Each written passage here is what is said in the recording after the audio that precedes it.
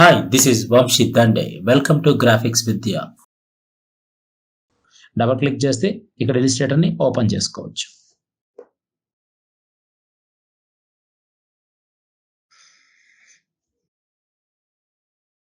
Okay, మనం ఒక new document తీసుకుందాం ఫ్రెండ్స్. న్యూ డాక్యుమెంట్ తీసుకొని ఇక్కడ 10x10 ఇంచెస్ ఇచ్చాను, క్రియేట్ చేశాను. ఆల్రెడీ మనం ప్రీవియస్ సెషన్స్లో ఫైల్ మెనూ చూసాము. ఇప్పుడు ఆల్రెడీ ప్రీవియస్గా మనం ఫైల్ మెనూ చూసాము. అసలు what is edit menu? Suppose నా దగ్గర ఒక ఆబ్జెక్ట్ ఉంది, దీనికి కలర్ ఫిల్ చేశాను. దీన్ని డూప్లికేట్ చేయాలంటే ఏం చెప్పాను? ఆల్ట్ పట్టుకొని ఇలా డ్రాగ్ చేస్తే డూప్లికేట్ వచ్చింది. ఆల్ట్ పట్టుకొని ఇలా లాగితే ఒక ఆబ్జెక్ట్ని ఆటోమేటిక్గా డూప్లికేట్ వచ్చింది. అలా ఎన్ని డూప్లికేట్స్ అయినా చేయొచ్చు. ఓకే, సెలెక్ట్ చేసుకొని కలర్స్ మార్చుకోవచ్చు. అలాగే ఇక్కడికి వచ్చి దాని కలర్స్ మార్చచ్చు ఇలా. కానీ ఎడిట్ మెనూలో మనం చేసేది ఏంటంటే అండో అండ్ రెడో. ఇది కామన్ థింగ్. ఏదైనా మిస్టేక్ వచ్చింది, వెనక్కి రావాలి అంటే జస్ట్ ఒక స్టెప్ వెనక్కి రావాలి అంటే కంట్రోల్ జెడ్. చూసారా, కలర్ మారింది. మళ్ళీ ఇంకొక స్టెప్ రావాలంటే మళ్ళీ ఇంకో కంట్రోల్ జెడ్, మళ్ళీ ఇంకో control Z, control Z, control Z, control Z, control Z, control Z, control Z. అంటే వెనక్కి వెళ్ళింది కాబట్టి స్టెప్ బ్యాక్వర్డ్. అదే ముందుకు కావాలంటే step forward, step backward and step forward. Control Z step backward, control shift Z step forward. దీన్నే మనం ఇక్కడ యూజ్ చేస్తాం ఫ్రెండ్స్. 1 సెకండ్.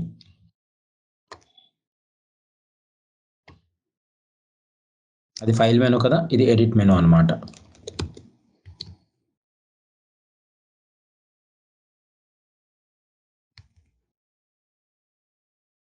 నేను ఆల్రెడీ ప్రీవియస్ సెషన్లో చెప్పాను, కంట్రోల్ షిఫ్ట్ పి అంటే ప్యాకేజ్ వచ్చింది.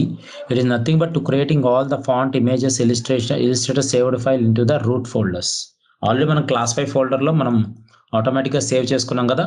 దాని గురించి జస్ట్ నేను ఇస్తున్న చిన్న ఇన్ఫర్మేషన్. ఇది చదువుకోండి, మీకు అర్థమైద్ది. ఓకే సరే, come to the edit menu. Edit మెనూలో ఆల్రెడీ మనం చూసాము. కంట్రోల్ జెడ్ ఏంటి? Step backward. Control Z step backward అంటే ఏంటి? స్టెప్ బ్యాక్వర్డ్ అంటే అండో. 1 సెకండ్.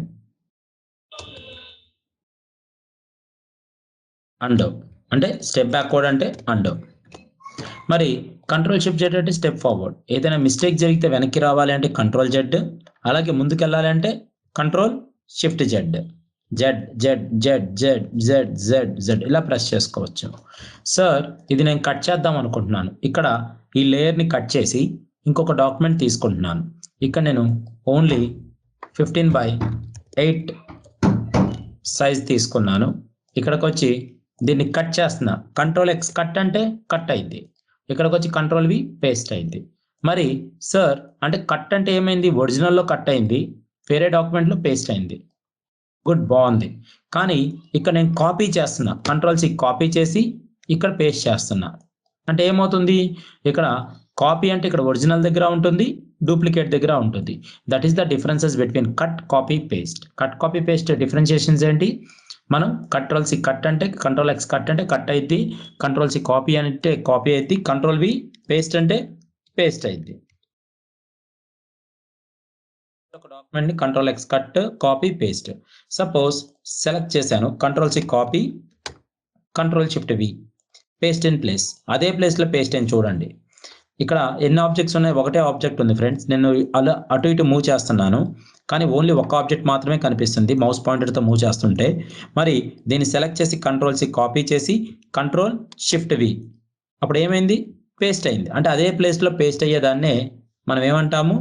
పేస్ట్ ఇంటూ అంటాము.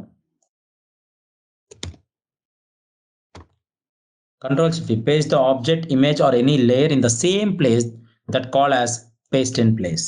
దాన్ని ఏమంటారు? పేస్ట్ ఇన్ ప్లేస్ అంటాము. ఒకే చోట ప్లేస్ చేసేదాన్ని ఎగ్జిస్ట్ అంటే అదే ప్లేస్లో ప్లేస్ చేసేదాన్ని మనం పేస్ట్ ఇన్ ప్లేస్ అంటాము. ఇక్కడ కట్, కాపీ, పేస్ట్ నేను చెప్పాను కదా, control shift V paste in place. And ఇక్కడ ఇంకోటి ఉంది friends, paste in front and paste in back. ఇక్కడ ఆల్రెడీ మనకి paste in front and paste in back అనేది ఒక ఆప్షన్ ఉండిద్ది.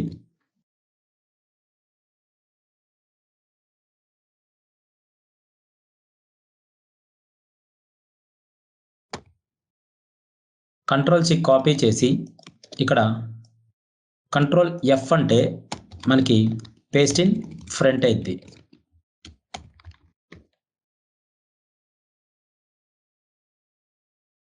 అలాగే సేమ్ కంట్రోల్ సి కాపీ చేసి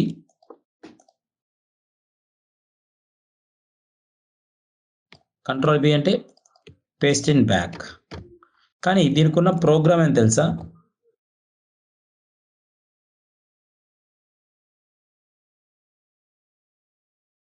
సేమ్ ఆబ్జెక్ట్ కానీ ఇమేజ్ కానీ లేదా లేయర్ కానీ ఒకే ప్లేస్లో పేస్ట్ అయ్యేదాన్ని ఒకే ప్లేస్లో పేస్ట్ చేస్తుంది. In the same place. Paste in front అన్నదే, పేస్ట్ ఇన్ బ్యాక్ అన్నదే. అంటే same place in the front, in front, same place in back.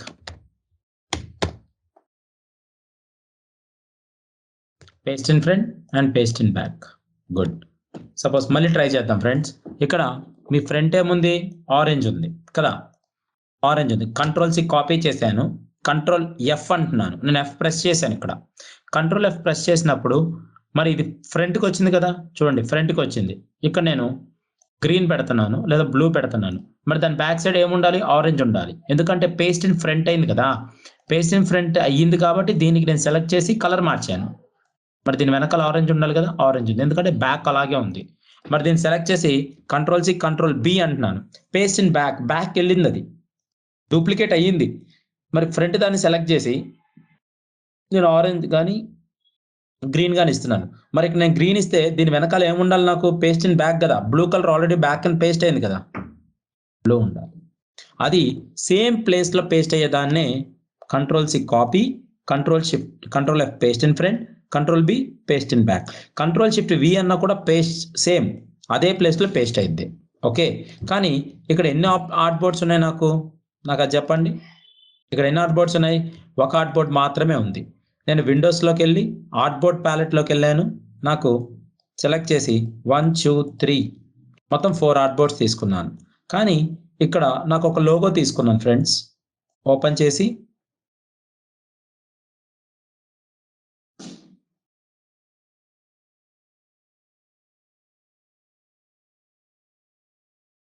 ఇక్కడ నాకు ఒక లోగో ఉంది, ఒక లోగో ప్లేస్ చేశాను. సెలెక్ట్ చేసి కంట్రోల్ జీ గ్రూప్ చేశాను. గుడ్. మరి ఈ లోగోని అన్ని ప్లేస్లో పేస్ట్ చేయాలి. అంటే ఈ లోగో, ఈ ప్లేస్ అనేది స్టాండర్డ్ ప్లేస్. ఈ లోగోని అన్ని ఆర్ట్ బోర్డ్స్లో ఎట్ ఏ టైం పేస్ట్ చేయాలి. కంట్రోల్ సి కాపీ అన్నాను, కంట్రోల్ ఆల్ట్ షిఫ్ట్ వి అన్నాను. కంట్రోల్ ఆల్ట్ షిఫ్ట్ వి అంటే paste the object in the same place with all art boards. అన్ని ఆర్ట్ బోర్డ్స్లో ఒకేసారి అదే ప్లేస్లో పేస్ట్ అయ్యేదాన్నే మనం ఇక్కడ ఏమంటాము? Paste on all art boards. Okay, దాన్ని కంట్రోల్ ఆల్ట్ షిఫ్ట్ వి అంటాము.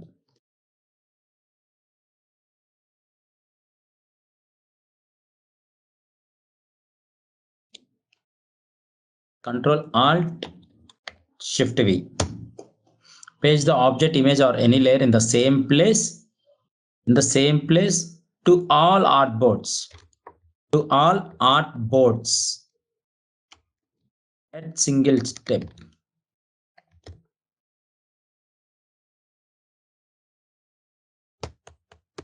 Yes. దీన్ని ఏమంటాం మనం? Based on all artboards.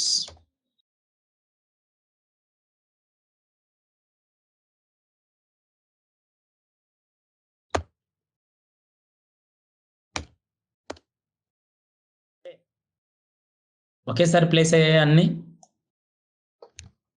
Exactly ఇలా నాకు కావాల్సిన విధంగా నేను ప్లేస్ చేస్తున్నాను.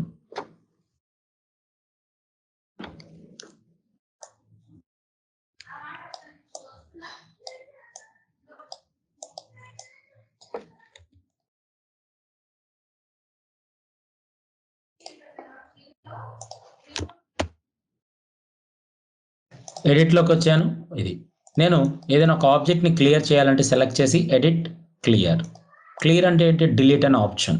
అంటే క్లియర్ అన్నా డిలీట్ అన్నా ఒకటే. క్లియర్ అయినా డిలీట్ అన్నా ఒకటే. మరి క్లియర్ అండ్ డిలీట్ అన్న ఒకటే అన్నప్పుడు నేను ఇక్కడ ఫైండ్ అండ్ రీప్లేస్ అన్న ఒక ఆప్షన్ ఉంటుంది ఫ్రెండ్స్. ఫైండ్ అండ్ రీప్లేస్ ఏం చేసేది మనకి, నా దగ్గర ఒక టెక్స్ట్ ఉంది, ఒక ఆబ్జెక్ట్ తీసుకున్నాను, ఫైల్ ఓపెన్ డెస్క్టాప్. ఇక్కడ ఆల్రెడీ నేను ఒక క్లాస్ 5 అనే ఆబ్జెక్ట్ని తీసుకున్నాను. ఇక్కడ గ్రాఫిక్ డిజైన్ అని ఒకటి ఉంది, file edit find and replace. నాకు ఇక్కడ డిజైన్ అనే దాన్ని నేను సెలెక్ట్ చేయాలి, ఫైండ్ చేయాలి, ఫైండ్ సెలెక్ట్ అయిందా, మళ్ళీ ఫైండ్ చేయాలి, మళ్ళీ ఫైండ్. ఈసారి రీప్లేస్ చేద్దాం, replace with some number, replace. Okay, మళ్ళీ ఫైండ్ చేయి, మళ్ళీ రీప్లేస్. అట్లా రీప్లేస్ అవ్వాలంటే ఎక్కడ ఆ డిజైన్ అనే నేమ్ ఉందో అక్కడ అన్ని చోట్ల రీప్లేస్ అయ్యిద్ది. దాన్నే ఫైండ్ అండ్ రీప్లేస్ అంటారు. ఇక్కడ మనకు కావాల్సిన ఆటో స్పెల్ చెక్స్ చేసుకోవచ్చు. Edit auto spell checks, spellings ఏమైనా కావాలంటే ఆటో స్పెల్ చెక్స్ అవుతాయి.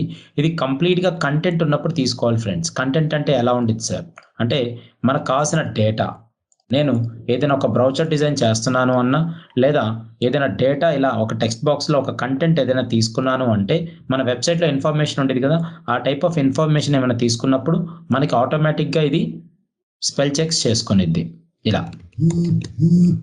అలాగే స్పెల్ చెక్ చేసుకొని చెక్ స్పెల్లింగ్స్ అంటే ఇక్కడ స్టార్ట్ చేసుకుంటే మనకు చెక్ చేస్తూ ఉంటుంది. లోరమ్ అంటే లోరన్, ఇగ్నోర్. ఇప్సమ్ దగ్గర అది కాదు, మనకి మమ్స్ కావాలనుకో మమ్స్ చేంజ్. డోలర్ దగ్గర మనకి డోలరస్ సెలెక్ట్ చేసుకొని చేంజ్ అంటే చేంజ్ అయిపోద్ది. ఇలా మనకు కావాల్సిన టెక్స్ట్ని మనం స్పెల్ చెక్ చేసుకోవచ్చు. అలాగే దానికి కావాల్సిన చెక్ స్పెల్లింగ్ని మనం మళ్ళీ ఎడిట్ చేసుకోవచ్చు. ఎడిట్ కస్టమ్ డిక్షనరీ అంటే ఏదైనా కావాలంటే మనం సెర్చింగ్ కోసమే యూస్ చేస్తాం ఫ్రెండ్స్. ఇది మనకు అంత యూసేజ్ ఏమి ఉండదు ఇవి. తర్వాత ఎడిట్ కలర్స్, ఆల్రెడీ ఇవన్నీ ప్రీ డిఫైన్డ్ కలర్సే కదా ఫ్రెండ్స్. మనం ఏం చేస్తున్నాం, ఇవన్నీ convert to CMYK, convert to greyscale, invert colours, like recolour with presets, ఇవన్నీ ప్రీ డిఫైన్డ్ సెట్టింగ్స్ అనమాట. అంటే మన ఎడిట్ మెనూకి సంబంధించిన మన సిస్టమ్ ఆర్ట్ బోర్డ్కి సంబంధించిన ప్రీ డిఫైన్డ్ సెట్టింగ్స్. ఇక్కడ ట్రాన్స్పరెన్సీ, ఫ్లాటర్న్ ప్రీసెట్స్ అన్నాను, హై రెజల్యూషన్, మీడియం రెజల్యూషన్, లో రెజల్యూషన్స్, ఇవన్నీ జస్ట్ మనకి ఉన్న ప్రీ డిఫైన్డ్ ప్రీసెట్స్. ఓకే, ఇవి ప్రీ డిఫైన్డ్ సెట్టింగ్స్ అన్నమాట. మనకి ఒక సెట్టింగ్స్ ఆప్షన్ ఎలా ఉండిద్దో మన మొబైల్లో, అలాగే ఎడిట్ మెనూలో దానికి సంబంధించిన కంట్రోలర్స్ ఇవన్నీ. ఓకే, ఈ కంట్రోలర్స్ కాబట్టి మనం చెక్ చేసుకోవచ్చు అంతే. ఇవి మనం ఎలా యూస్ చేసామో ఇవి ఓన్లీ జస్ట్ విజిబిలిటీ కోసం ఉండడానికి వచ్చే ఓన్లీ కామన్ సెట్టింగ్స్ మాత్రమే. ఓకే, మరి అడోబ్ PDF ప్రీసెట్స్ అంటే ఏంటి? అడోబ్ PDF ప్రీసెట్స్ మనం సేవ్ చేసినప్పుడు అది హై క్వాలిటీ ప్రింట్లో సేవ్ చేయాలా, లేకపోతే ఇలిస్ట్రేటర్ డిఫాల్ట్ క్వాలిటీతో సేవ్ చేయాలనేది చూపించింది. మరి ఇక్కడ చూపించింది కదా, అలాగే ఫైల్ సేవ్ యాజ్ PDF అన్నప్పుడు ఇక్కడ మనం ఏం చేస్తున్నాను, సేవ్ చేస్తున్నాను. నేను ఆల్రెడీ అక్కడ చూపించాను కదా ఫ్రెండ్స్, ఇలిస్ట్రేటర్ డిఫాల్ట్లో కావాలా, హై క్వాలిటీ ప్రింట్లో కావాలా, PDF క్వాలిటీలో కావాలా, స్మాలెస్ట్ ఫైల్లో కావాలా అనేది మనం ఇక్కడ సేవ్ చేసుకునే విధానం బట్టి ఉండిద్ది. అది మనకి ఇక్కడ ఏముంది ఎడిట్లో, అదొక PDF ప్రీసెట్ కింద ఇచ్చాడు, జస్ట్ చూసుకోవడానికి మాత్రమే. అది just only for visibility purpose. And ఇందులోకి వచ్చేసరికి పర్స్పెక్టివ్ గ్రిడ్ ప్రీసెట్స్, ఇది కూడా మనకున్న normal view and 3P normal views, just giving the guide lines, మన సిస్టమ్ గైడ్ లైన్స్ మాత్రమే. And keyboard short cuts, colour settings అన్నా, అసైన్ ప్రొఫైల్స్ అన్నా, ఇవన్నీ మనకి ప్రీ డిఫైన్డ్ సెట్టింగ్స్ ఫ్రెండ్స్. మనకున్న RGB and CMYK colour pre defined settings అనమాట ఇవి.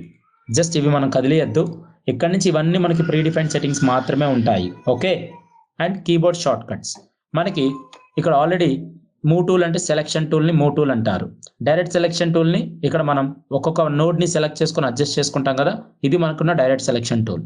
అలాగే లాజో, ఆర్ట్ బోర్డ్, పెన్, ఇవన్నీ మనకున్న షార్ట్ కట్స్. సార్ మెనూస్లో ఏమైనా షార్ట్ కట్స్ ఉంటాయా? మెనూ కమాండ్స్ క్లిక్ చేస్తే ఫైల్ మెనూలో కావాల్సిన షార్ట్ కట్స్ ఇవన్నీ ఇక్కడ కనిపిస్తాయి మనకి. సెలెక్ట్ చేసుకొని మీరు చూసుకోండి, అంతేగాని డిలీట్ చేయకండి, జస్ట్ టచ్ చేయకుండా అలా వదిలేయండి. ఓకే, జస్ట్ చూసుకోవడానికి మాత్రమే ఇవి మెనూ కమాండ్స్. ఎడిట్ మెనూలో కూడా మనకు కావాల్సిన కమాండ్స్ Ctrl+F, Ctrl+B, Ctrl+Shift-V, ఇవన్నీ మనకు కావాల్సిన pre defined keyboard short cuts. Okay, and preferences, ఇవన్నీ జనరల్ సెట్టింగ్స్ ఫ్రెండ్స్. ఇది మనకి వెళ్ళే కొద్దీ అంటే యూసేజ్ని బట్టి, ఇప్పుడు జనరల్కి వచ్చేస్తే జనరల్లో మనకున్న కీబోర్డ్ ఇంక్రిమెంట్స్ కానీ, షో టూల్ టిప్స్ కానీ, ఇవన్నీ మనకు ప్రీ డిఫైన్డ్ సెట్టింగ్స్ అనమాట. And selection and anchors, displays ఎలా ఉంటాయి, ఓకే, టైప్ టెక్స్ట్ టూల్ మనకి ఆటోమేటిక్గా మనం సైజ్ ఏదైనా టైప్ చేస్తే మనకి ఎంత లీడింగ్లో ఉండిద్ది, ఎంత ట్రాకింగ్లో ఉండిద్ది అనేది ప్రీ డిఫైన్డ్గా మనకున్న డిజైన్. యూనిట్స్ మనము న్యూ డాక్యుమెంట్ తీసుకోగానే మనకున్న జనరల్గా ఉండేది ఏంది ఇంచెస్. అదే స్ట్రోక్ పాయింట్స్ ఎప్పుడు ఉంటాయి మనకి, మన